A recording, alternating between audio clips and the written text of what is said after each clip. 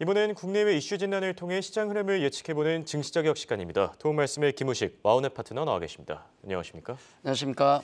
네, 지난주 증시 지금 은행 위기가 지속되는 가운데 좀 보합권에서 움직였다 이렇게 평가해 볼 수 있을 것 같습니다. 어떻게 보셨습니까? 금융 리스크 계속 불거져 나오고요. 예. 또 약간 다른 여러 가지 찌글찌글한 이슈 있었지만은 그래도 그거에 비해서는 잘 버텨냈다 그렇게 봐야 될 것 같습니다. 예. 미국, 유럽 금융 리스크가 이젠 도이치방크까지 의심할 정도로 지금 가고 있는데 그럼에도 불구하고 잘 버텼다 전체적으로 그렇게 보고 있고요. FOMC 회의에서 우리가 원했던 수준이 0.25%포인트의 금리 인상 정도 그 정도였는데 예. 그게 맞춰줬다는 게 있고 물론 이제 파월의 발언이 조금 또 불편하긴 했지만 충분히 괜찮았다 그렇게 말씀드리겠고요. 거기다가 또 옐런 재무장관의 발언도 좀 약간 오락가락했지 않습니까? 예. 이런 좀 노이즈는 있었지만은 잘 버텨냈다. 지난주 금요일 같은 경우는 매파 성향의 총재 같은 경우도 또 금리 인하 시사 발언도 했기 때문에 그거에 대한 영향도 좀 긍정적인 영향이 있다 그렇게 봐야 되겠고요. 특히 지금 시장의 또 흐름에 있어 중요한 것은 미국의 성장주가 한 주 동안 계속 강했다는 게 중요한 것 같습니다. 예.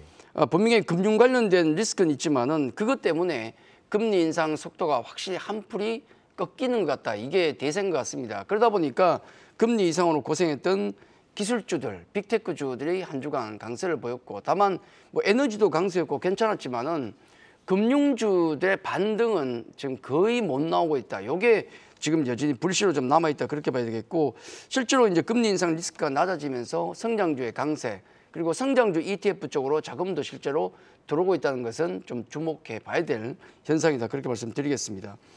우리 국내 증시로 가면 한마디로 우리 국내 증시를 정리하면 그냥 진격의 코스닥이다 라고 보는 게 정확할 것 같습니다. 예. 금융 리스크가 뭐고 나는 모르겠다. 나는 달린다. 그런 분위기를 하고 있어서 반도체 관련해서 이제 약간 우호적인 얘기 분위기가 좀 전해지고 있지 않습니까? 그러다 보니까 지난주에 삼성전자나 SK하이닉스가 지수의 어떤 방어 역할을 해줬다 그렇게 봐야 되겠고 거기다가 이제 이런 상승이 있겠지만은 역시 원달러 환율과 맞물린 외국인 수급이 시장을 좀 받쳐줬다 그렇게 봐야 될 것 같습니다. 예. 근데 이제 그런 거래소의 안정적인 흐름을 비교했을 때 코스닥 같은 경우는 그냥 달리는 모습이 여전히 나오고 있다 그렇게 봐야 되겠죠. 최근까지 강했던 섹터가 이제 2차전지인데 2차전지 지난주에도 약간 흔들리는 모습이 있었지만은 문제가 없지 않습니까? 예, 그렇죠. 지금도 굉장히 강한 흐름을 보여주고 있고 거기다가 그 바톤을 이어가지고 반도체 관련주 특히 반도체 이제 중소형 장비 소재 관련주들이 아주 강한 흐름을 한 주간 보여줬다는 점. 양축이죠. 2차 전지와 반도체는 시가총액을 놓고 보더라도 상당히 양축이라 볼 수 있겠는데 이 양축이 아직은 견고하다. 그렇게 말씀을 좀 드리겠고요. 예. 거기다가 이제 SM 이벤트가 종료되면서 엔터주의 강세, 또 중국 판호 관련 얘기 나오면서 게임주의 강세 등등해서 증시가 상당히 활기가 있는 모습이다. 다만 흠이라면은 우리 ADR 지표에서 확인할 수 있다시피 상승 종목 수보다 하락 종목 수가 훨씬 많아요. 그래서 가는 종목만 가는 흐름이 나오는 것은 좀 흠이다. 그렇게 정리를 해드리겠습니다. 네. 지금 은행 위기에도 불구하고 지난주 증시를 보면 잘 견뎌냈다 이런 생각이 들고요. 자, 이번 주에도 일정들이 많이 예정돼 있습니다. FOMC 회의가 끝나고 일단 연준 인사들 발언 좀 이어지지 않겠습니까? 그렇죠. 한 3가지 정도만 이번 주 일정 좀 체크를 하시면 될 것 같은데 경제 지표들 굉장히 많습니다만은 역시 A급 지표로 분류되는 금요일 나오는 미국 2월 PCE 물가지수 요거는 늘 중요하게 우리가 체크를 했기 때문에 보실 필요가 있겠고 두 번째 중요한 것은 이제 FOMC 회의가 끝났으니까 연준 위원들의 발언이 또 이어지지 않겠습니까? 아마 예민하게 반응할 가능성이 높다라고 말씀드리겠는데 그나마 조금 다행인 것은 발언하는 위원이라든지 연은 총재들의 성향이 이번 주에 한 5명, 6명 정도가 발언하는데 대부분 다 중립 정도입니다. 그래서 어떤 좀 공격적인 그런 발언이 나올 가능성은 낮지 않겠는가라고 지금 예상을 하고 있기 때문에 어쨌든 그래도 예민한 구간에 있다 그렇게 봐야 되겠고요. 세 번째 우리가 체크해야 되는 일정은 마이크론의 미국 마이크론 반도체에서 마이크론의 실적 발표입니다. 왜냐하면 지금 시점을 우리 놓고 보면 2, 4분기 실적 시즌 앞두고 있고 삼성전자, SK하이닉스 굉장히 어려운 실적이 지금 예고가 되고 있습니다. 그럼에도 불구하고 지금 반도체 관련 섹터의 종목들은 반등이 나오고 있죠. 자, 이런 분위기에서 과연 마이크론 실적이 어떻게 나올 것인가, 시장 반응이 어떨 것인가, 그거에 따라서 반도체 관련주들이 지금 바닥에서 돌아 나오고 있는데 과연 이게 잠시 순환매로 그칠 것인가 아니면 2차 전지처럼 강하게 우리 전체 섹터를 이끄는 주도 어떤 섹터가 될 것인가. 예. 사실 반도체는 기관 투자자들이 많이 좋아하지 않습니까? 그래서 과연 어떤 흐름이 나올 것인가는 마이크론의 어떤 실적 발표가 중요한 역할을 할 것이다. 해서 세 가지 중에서 이번 주는 제가 보기엔 마이크론 실적이 가장 중요하지 않을까 그렇게 말씀을 드리겠습니다. 네, PC 물가지표와 연준 위원들의 발언들 거기에 마이크론 실적까지 챙겨봐야 된다 이렇게 정리를 해주셨고요. 자, 오늘부터 시장이 또 시작되죠. 전망은 어떻게 보십니까? 네, 시장 전망은 우리가 이제 그 지난주에 FOMC 회의가 결과가 굉장히 중요하다는 말씀을 드렸고 다행히도 뭐 제가 원했던 모든 사람이 원했던 정도의 어떤 수치가 나와서 시장은 그나마 잘 버텨내주고 있습니다. 예. 현재 가장 큰 문제가 되고 있는 것은 불거져 나오고 있는 금융 리스크. 이게 가장 큰 문제긴 한데 아마 이 리스크만 잘 해결되면 전화 위복이 되지 않을까 그렇게 보고 있습니다. 뭐 도이치방크가 의심을 받는 것 CDS 프리미엄 얘기 또 오랜만에 또 듣고 있습니다. 예. 예전에 아픈 기억이 있기 때문에 불안하긴 한데 아마 이 부분이 잘 정리가 돼야 시장에 안정감이 있지 않을까. 최근에 보시면은 그 SNS나 모바일 메신저, 모바일 뱅킹이 발달하면서 이런 금융 리스크가 잘 전파가 빠른 게 일견 긍정적이지만은 반대로 부정적인 요인도 굉장히 많은 것 같습니다. 지난번에 SBB가 파산하는데 이틀이 안 걸렸거든요. 그렇죠.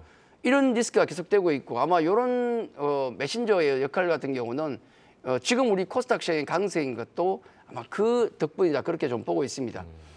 이 리스크가 어떻게 진행될지는 사실 뭐 누가 정확하게 알겠습니까? 예. 파월 연준 의장도 헛다리 짚고 있고 옐런 재무장관도 지금 오락가락하고 있는 상황에서 누가 알겠습니까? 그래서 예. 저는 그런 복잡한 상황을 우리가 분석할 필요가 있겠습니까? 그래서 두 가지만 보시면 되는데 외국인의 수급과 환율 두 개만 보고 우리는 대응을 하자 그렇게 정리를 좀 해드립니다. 우리 2020년 이후부터 외국인 수급을 보시면은 작년 말 정도에 보면 2022년 7월, 10월부터 해서 거래소와 코스닥에 외국인 수급이 돌아나는 모습이 보이는데 이거는 원달러 환율의 어떤 수급과 거의 맞물려 돌아간다 그렇게 생각하시면 됩니다. 환율 같은 경우가 지금 원화가 약세의 어떤 국면을 좀 이어가다가 강세를 보이고 최근에 다시 강세를 보이다 중립 정도의 어떤 환율의 흐름을 보이고 있는데 이런 환율 흐름 같은 경우는 추세적으로 봤을 때 비추세 구간에 들어와 있다 그렇게 보는 게 정확할 것 같거든요. 그래서 외국인의 어떤 환율의 흐름에 따라서 우리 외국인 수급 그리고 지금 시장의 흐름이 결정될 가능성이 높다. 정리해서 시장 전망을 말씀드리면은 외국인의 대량 매도만 없어도 종목 장세는 최소한 돌아갈 수 있다 해서 우리가 다 할 수 있는 영역 같은 경우는 역시나 외국인 수급과 환율 정도만 체크하고 가자 그렇게 정리를 해드리겠습니다. 네, 끝으로 지금 최근 들어서 변동성이 높아지고 있습니다. 투자자들 투자 전략 어떻게 세워야 될지 많이 궁금해하는데 이 부분에 대해서도 짚어주시죠.